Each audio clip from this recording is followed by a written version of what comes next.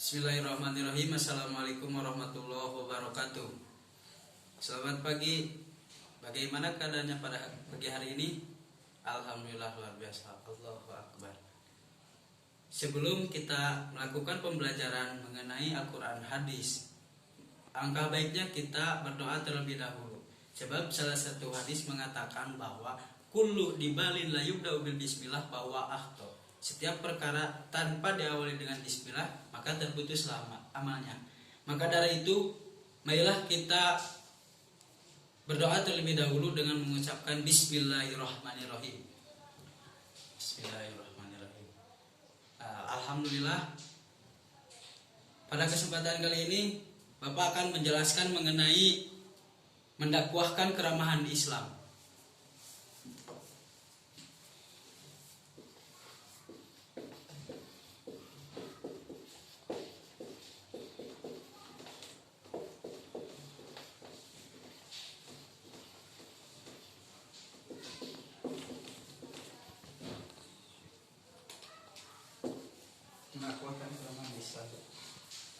Perlu kita ketahui bahwa dakwah dalam Islam itu diwajibkan oleh Allah Subhanahu wa taala. Sebagaimana firman Allah dalam surat An-Nahl ayat 125. A'udzubillahi minasyaitonirrajim. Bismillahirrahmanirrahim. Ud'u ila sabili rabbika bil hikmati wal mau'izatil hasanati wajadilhum billati hiya ahsan. Inna rabbaka huwa a'lamu biman dhalla an sabilihi wa huwa a'lamu bil muhtadin. Dalam ayat tersebut, dalam kalimat pertama Allah Subhanahu wa taala memerintahkan kepada kita wajibnya berdakwah. Ud'u, yang mana dalam arti bahasa Arab secara bahasa ud'u adalah menyeru. Yang mana kalimat menyeru dalam artian yaitu ajakan. Ajakan kepada apa? Ajakan mengenai ajaran agama Islam. Yang kedua, dalam surat tersebut Allah Subhanahu wa taala memfasilitasi kita berbagai alternatif. Yang pertama yaitu dengan hikmah. Yang kedua yaitu dengan pengajaran nasihat atau ungkapan yang baik. Yang ketiga yaitu dengan berdebat. Sebagaimana dalam Al-Quran yang tadi dijelaskan oleh Bapak sendiri, bahwa dalam surat An-Nahl ayat 125 yang berbunyi tadi, ud'u ila sabili rabbika. Ud'u di sini yaitu menyeru. Ud'u ila sabili rabbika, serulah manusia kepada jalan Allah Subhanahu wa taala. Bil hikmati, dengan hikmah. Yang pertama dengan hikmah.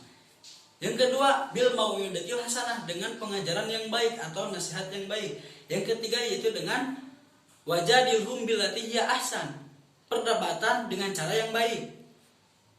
Inna rabbaka, sesungguhnya Allah, huwa a'lamu biman dhalla an sabilihi, mengetahui siapa yang sesat di jalan Allah.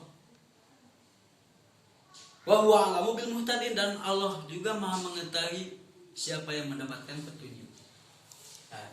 Terdapat dalam surat yang pertama yaitu kewajiban berdakwah.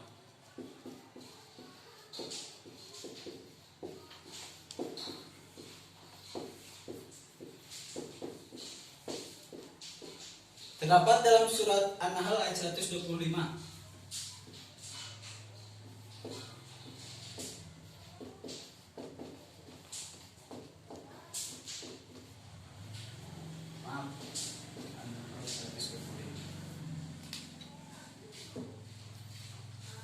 Bahwa tadi Bapak telah menjelaskan, yang pertama Allah Subhanahu wa taala memberikan perintah, yang mana perintah tersebut yaitu kewajiban berdakwah. Yang kedua Allah Subhanahu wa taala memberikan fasilitas alternatif. Fasilitas alternatif tersebut yaitu yang pertama tadi Bapak sebutkan, pertama bil hikmah. Bil hikmah. Bil hikmah. Yang kedua wal mau'izatil hasanah. Yang ketiga yaitu wajadilhum billati.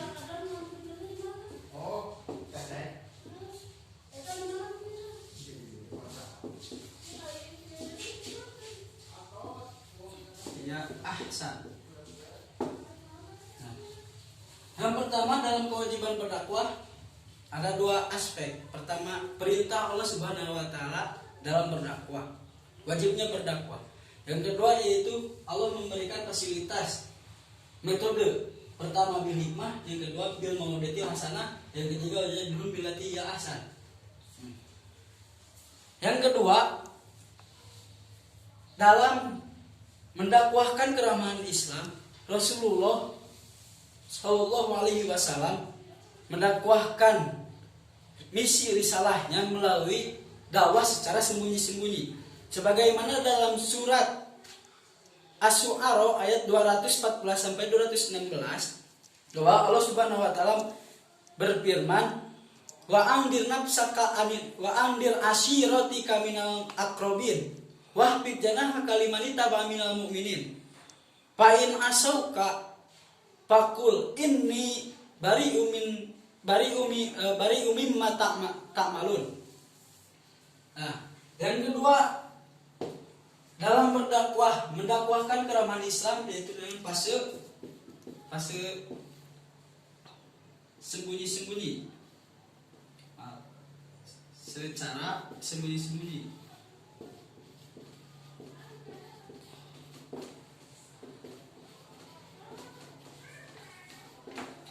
Secara sembunyi-sembunyi. Disebutkan dalam Al-Quran surat Asy-Syu'ara atau surat ke-86 ayat 214 sampai 216. Dalam ayat tersebut Allah Subhanahu wa taala berfirman bahwa wa andir ashiratika minal aqrabin, dan berilah peringatan kepada kerabat-kerabatmu yang dekat. Wahfid janahaka liman ittaba'a minal mu'minin. Setelah itu hendaklah rendahkan dirimu terhadap mereka, orang-orang yang beriman. Fa in asauka, maka apabila mereka mendurhakaimu Muhammad, kata Allah, faqul inni bari'um mimma ta'malun. Sesungguhnya aku tidak bertanggung jawab atas apa yang telah kamu lakukan. Sebab disadari apapun tidak, segala sesuatu yang kita amalkan, segala sesuatu yang kita perbuat pasti akan diminta pertanggungjawaban oleh Allah Subhanahu wa taala. Jawab dalam Quran surat Yasin ayat 56 yang berbunyi al-yauma nahtimu ala afwahihim wa tukallimuna aydihim wa tashhadu arjuluhum bima kanu yaksibun. Al-yauma nahtimu ala afwahihim. Nah, pada hari kiamat nanti mulut kita akan dikunci. Al-yauma nahtimu ala afwahihim. Mulut pada hari ini kami kunci, kata Rasulullah. Mulutnya. Wa tukallimuna aydihim, dan tangannya yang berbicara. Wa tashhadu arjuluhum, saksi yang menjadi saksi. Kaki yang menjadi saksi. Wa tashhadu arjuluhum bima kanu yaksibun, apa-apa yang telah kamu perbuat. Dalam arti kaki di sini yaitu bukan berarti hanya kaki saja, tapi melainkan seluruh anggota tubuh yang ada dalam diri kita sendiri akan diminta pertanggungjawaban. Dalam posisi secara sembunyi-sembunyi ini, Rasulullah Shallallahu Alaihi Wasallam menjalankan misi risalahnya melalui dakwah. Pertama melalui para kerabat terdekat seperti Abu Bakar, Utsman bin Affan, Ali bin Abi Thalib. Setelah melakukan dakwah secara sembunyi-sembunyi, Rasulullah menjalankan misi risalahnya secara terang-terangan.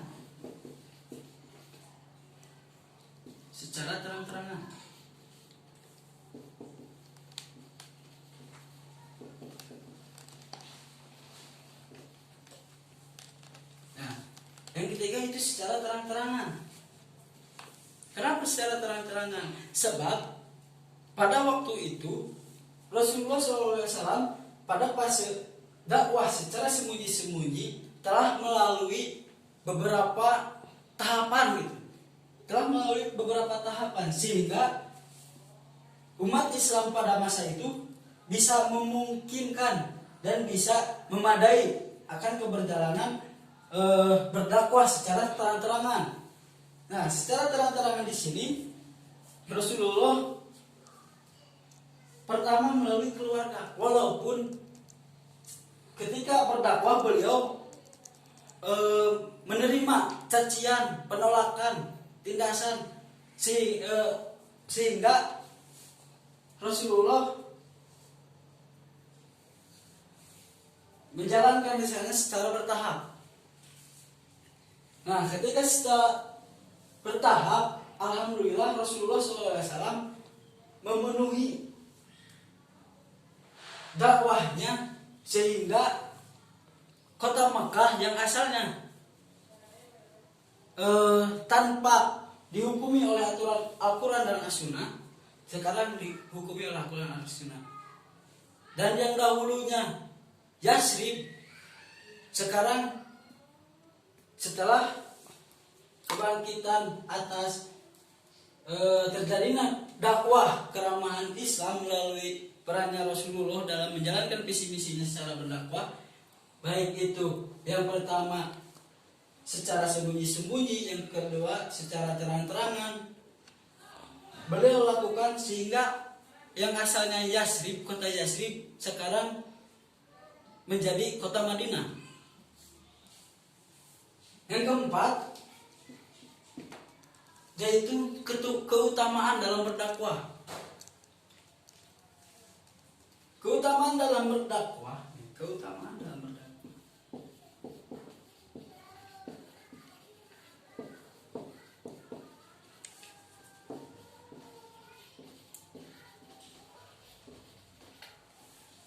Perlu kita ketahui bahwa keutamaan dalam berdakwah menurut hadis Rasulullah SAW, mandalla ala khairin falahu ajrin kafailihi. Mandalla ala khairin, barang siapa yang menyeru kepada kebaikan, falahu ajrin kafailihi, maka pahalanya baginya seperti orang yang telah melakukannya. Nah, jadi perlu kita ketahui bahwa dalam mendakwahkan keramahan Islam, yang pertama kita harus mengetahui bahwa dakwah mengenai ajaran agama Islam itu diwajibkan oleh Allah Subhanahu wa taala, dan terdapat pula dalam surat An-Nahl ayat 125. Yang kedua, Allah Subhanahu wa taala memberikan perintah dalam surat tersebut, yaitu perintah atas wajibnya berdakwah. Yang ketiga, Allah Subhanahu wa taala memberi fasilitas alternatif metode melalui pertama bil hikmah, dengan hikmah. Yang kedua wal mau'izatil hasanah, dengan perkataan atau pengarahan atau pengajaran yang baik, atau bisa disebut juga dengan nasihat. Wajadilhum billati hiya ahsan, dan perdebatan. Namun perdebatan di sini bukan berarti perdebatan yang negatif, tetapi perdebatan yang baik. Yang kedua itu pasti secara sembunyi-sembunyi. Yang tadi telah Bapak sampaikan juga bahwa dalam surat Asy-Syu'ara surat ke-26 ayat 214 sampai 216, bahwa di sini Rasulullah diperintahkan oleh Allah berdakwah secara sembunyi-sembunyi. Yang mana bunyinya seperti Bismillahirrahmanirrahim, wa andir ashiratika minal aqrabin. Maka wa andir ashiratika, beri wa andir ashiratika minal aqrabin, dan berilah penerangan atau berilah teguran, berilah pemahaman, dan berilah peringatan ashiratika minal aqrabin, kerabat-kerabatmu terdekat, wahfid janaka minal mu'minin. Lalu rendah diri kepada orang-orang yang mukmin yang telah mengikutimu. Fa'in asauka, maka apabila mereka mendurhakaimu, pakul ini, maka katakanlah, ini sesungguhnya aku bari umim mata malun, tidak bertanggung jawab atas apa yang telah kamu lakukan. Yang ketiga itu pasti secara terang-terangan, yang mana pasti dalam secara terang-terangan, Bapak ulangi bahwa yang tadi dikatakan secara terang-terangan di sini ketika pertama dalam secara sembunyi-sembunyi kepada kerabat, keluarga, teman sebaya dan yang lainnya sudah mencukupi atau memadai Rasulullah menjalankan dakwah secara terang-terangan, sehingga berkembanglah agama Islam pada masa itu. Dan sehingga yang asalnya kota Yathrib menjadi kota Madinah. Dan perlu kita pahami juga bahwa dalam berdakwah di sini ada keutamaannya. Yang pertama yaitu mendapatkan pahala bagi siapa yang menjalankannya. Yang kedua, mendapatkan pahala juga bagi orang yang telah memberinya ilmunya. Sebagaimana hadis yang tadi Bapak sebutkan, mandalla ala khairin falahu ajrun kafailihi. Mandalla ala khairin, barang siapa yang menyuruh kepada kebaikan, maka pahala baginya seperti orang yang telah melakukannya. Mungkin segitu saja yang bisa Bapak sampaikan. Mohon maaf kurang lebihnya bila ada perkataan yang salah. Namun sebelum kita tutup, Bapak akan memberi beberapa pertanyaan mengenai mendakwakan keramahan Islam. Sebelum Bapak memberikan pertanyaan kepada kalian, apakah ada yang mau bertanya? Yang tidak. Baik kakak, Bapak akan bertanya kepada kalian mengenai mendakwakan keramahan Islam. Sebutkan hadis mengenai keutamaan dalam berdakwah, Farid. Oh, iya betul. Jadi hadis tersebut yang telah dibacakan oleh Farid bahwa mandala ala khairin falahu ajrin kafailihi, itu adalah keutamaan orang dalam berdakwah. Keutamaan dalam berdakwah. Mungkin dikarenakan waktu yang telah selesai, kita akhiri saja pertemuan kita pada hari ini. Dibuka dengan bismillah, diakhiri dengan basmalah. Dibuka dengan bismillah, diakhiri dengan hamdalah. Alhamdulillahirabbil alamin. Akhirul kalam, wassalamualaikum warahmatullahi wabarakatuh.